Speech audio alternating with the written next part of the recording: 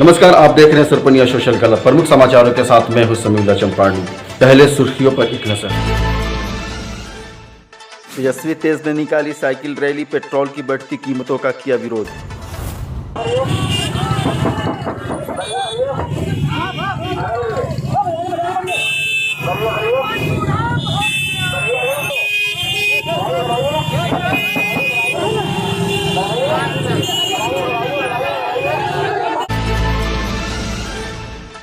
सरकारी स्कूल बना गोदाम, क्लासरूम से निकली शराब की 20,000 बोतलें।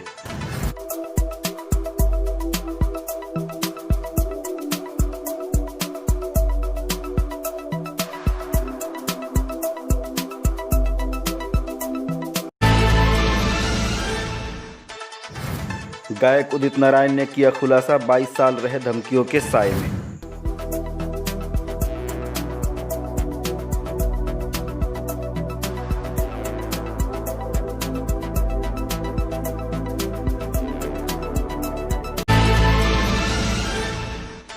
और खुलेंगे देश के सभी ऐतिहासिक स्मारक, गाइडलाइंस का करना होगा पालन।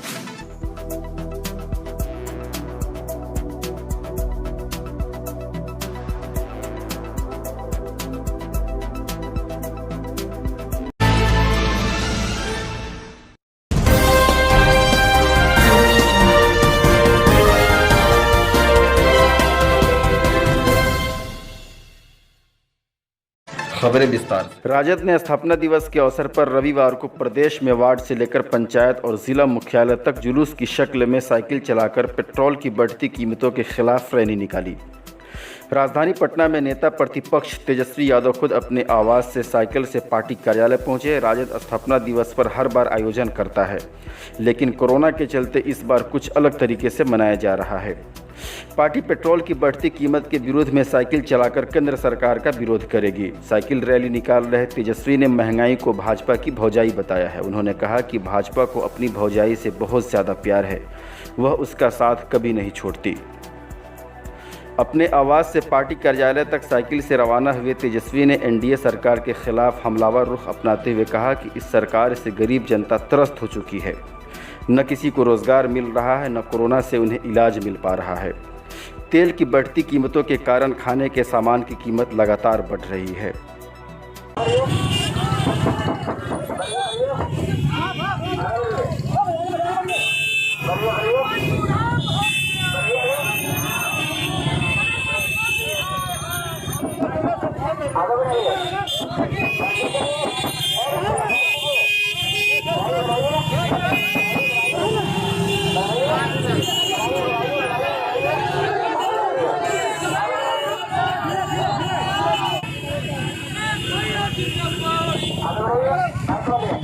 भारत नेपाल सीमा पर बसे सीतामढ़ी जिले में शराब का अवैध कारोबार खूब फल फूल रहा है। हालत यह है कि पुलिस की आंखों में धूल झोंकने के लिए शराब माफिया शराब के धंधे को बेरोक टोक चलाने के लिए रोज़ नए नए तरीकों का ईजाद कर रहे हैं। शराब माफियाओं ने अपनी इस मुहिम में शिक्षा के मंदिर को भी नहीं बख्शा और सरकारी स्कूल को शराब भंडारण का केंद्र बना दिया। सीतामढ़ी के बाजपट्टी थाना पुलिस ने शराब कारोबारियों के इस कारनामे का पर्दाफाश करते हुए सरकारी मिडिल स्कूल में रखे तकरीबन 100 कार्टून शराब को बरामद किया है। यह बरामदगी पुलिस ने शराब कारोबारियों के निशानदेही पर किया है। इस मामले में 5 शराब कारोबारियों को पुलिस ने गिरफ्तार किया है। इतना ही नहीं, पुलिस गिरफ्तार लोगों से पता लगाने की कोशिश में है कि इस बड़े नेटवर्क में और कौन कौन सफ़ेद पोश लोग शामिल हैं। बताया जाता है कि गुप्त सूचना के आधार पर बाजपट्टी थाना क्षेत्र के पतराही गांव के मध्य विद्यालय परिसर में छापेमारी कर 20,712 बोतल अंग्रेजी शराब के साथ एक ट्रक, टाटा सूमो, एक ऑटो व 3 बाइक बरामद किया। इस दौरान 5 धंधेबाजों को भी गिरफ्तार कर लिया गया है। आज उदित नारायण फिल्म इंडस्ट्री में अपने 40 साल पूरे कर रहे हैं। इसी तारीख को 1980 में उनकी पहली फिल्म 1920 आई थी। संगीत राजेश रोशन का था, लिखा अमित खन्ना ने था। वह गाना उदित नारायण ने मोहम्मद रफ़ी के साथ गाया था। इंडस्ट्री में 40 साल पूरे होने की खुशी में उदित नारायण अपना यूट्यूब चैनल लॉन्च कर रहे हैं। इन 40 साल के सफ़र में उन्हें 2 बार पद्म पुरस्कार प्राप्त हुए, 5 बार उन्होंने फिल्म फेयर अवार्ड भी जीते। 40 भाषाओं में वह गाते भी रही है। सारी उपलब्धियां मगर उन्हें आसानी से हासिल नहीं हुई। एक ख़ास बातचीत में उन्होंने कहा कि साल 1980 से पहले काम पाने का संघर्ष अलग था।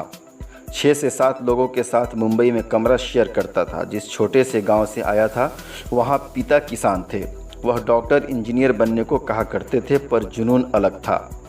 संघर्ष के दिनों में लोग कहा भी करते थे कि यह तो अब किसी काम का नहीं रहा। मुंबई में टैलेंट होने के बावजूद तमाम बड़े गीत संगीतकारों के दरवाजे खटखटाए, मनुहार तक किया, तब जाकर पहला काम मिला। फिर 1988 में क़यामत से क़यामत तक आई और उसके बाद से पीछे मुड़कर नहीं देखा।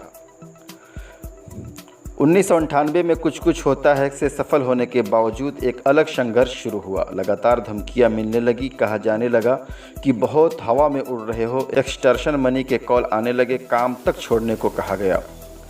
एक ग्रुप था जिसने मेरे नाम की सुपारी भी दी, जो मेरे काम से इनसिक्योर थे। वह तो भला हो मुंबई क्राइम ब्रांच का, जहां से मुझे लगातार सहयोग मिलता रहा। पहले 1998 में तत्कालीन पुलिस कमिश्नर MN सिंह ने मुझे 2 पुलिस अफसर दिए। बाद में जब राकेश मारिया आए तो उन्होंने भी मुझे सतर्क रहने को कहा। उन्होंने भी मुझे सुरक्षा मुहैया कराई। यह सब बातें पुलिस रिकॉर्ड में दर्ज है। कोरोना संकट की वजह से जारी लॉकडाउन के बीच देश भर के सभी सार्वजनिक ऐतिहासिक इमारतों को खोला जा रहा है। आम जनता 6 जुलाई से इन ऐतिहासिक इमारतों का भ्रमण कर सकती है। बीते दिनों केंद्रीय संस्कृति मंत्री प्रहलाद सिंह ने ट्वीट के जरिए जानकारी दी थी कि संस्कृति मंत्रालय ने भारतीय पुरातत्विक सर्वेक्षण विभाग से सलाह मशवरा करने के बाद इसके अंतर्गत आने वाले सभी ऐतिहासिक स्मारकों को खोलने का फैसला किया है। संस्कृति मंत्रालय के फैसले के मुताबिक महीनों से बंद देश के सभी ऐतिहासिक स्मारक आम जनता के लिए खुल जाएंगे। इनमें दिल्ली का लाल किला, कुतुब मीनार, सफदरजंग का मकबरा, आगरा का ताजमहल, सांची का बौद्ध स्तूप, खजुराहो के मंदिर, दिल्ली का पुराना किला, गया का बौद्ध मंदिर आदि आम पब्लिक के लिए खुल जाएंगे। लोग यहां घूमने आ सकेंगे, हालांकि इसके लिए लोगों को कुछ नियमों और दिशा निर्देशों का पालन करना होगा। सोमवार यानी 6 जुलाई से देश के ऐतिहासिक सार्वजनिक स्मारक और पुरातात्विक स्थल आम जनता के लिए खुलने जा रहे हैं, लेकिन लोगों को कुछ गाइडलाइंस का पालन करना होगा। लोगों को यहाँ सोशल डिस्टेंसिंग के नियमों का पालन करना होगा। अनिवार्य रूप से फेस मास्क लगाना होगा, साथ ही अपने साथ सैनिटाइज़र रखना होगा। स्मारक परिसर में प्रवेश से पहले दर्शकों का तापमान जांचा जाएगा। नॉर्मल होने पर ही परिसर में प्रवेश की अनुमति मिलेगी। यदि किसी में किसी के लक्षण दिखते हैं तो उन्हें परिसर में प्रवेश करने नहीं दिया जाएगा।